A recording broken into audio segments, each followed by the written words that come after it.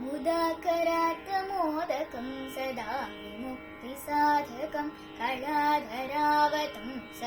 विलासिलोकरक्षकम् अनायकैकनायकं विनाशिते भदैत्यकं नतोऽशुभाशुनाशकं नमामि तं विनायकम् न तेतरातिभीकरं नवोदितात्कभास्वरं न मत्सुरारिनेजरं न ताधिकापदुदरं सुरेश्वरं निधीश्वरं गजेश्वरं गणेश्वरं महेश्वरं तमाश्रये परात्परं निरन्तरम्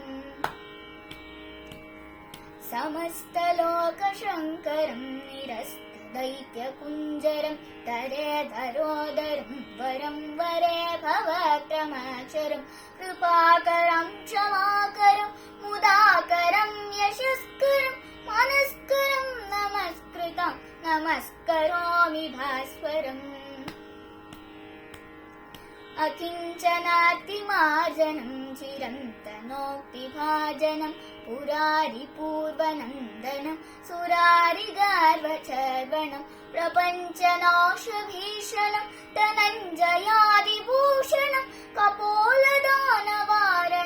भजे पुरावारणम्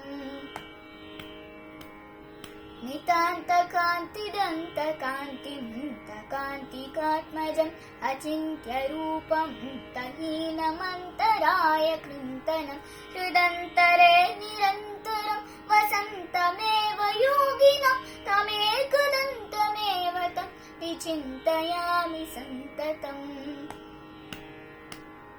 महागणेश पञ्चरत्नमाधरेण योन्वहं प्रजल्पति प्रभातके हृदि स्मरन् गणेश्वरं अरोगतामदोषतं सुसाहितीं सुपुत्रतं समाहितायुरष्टभूतमभ्युपैति स्वचिरात्।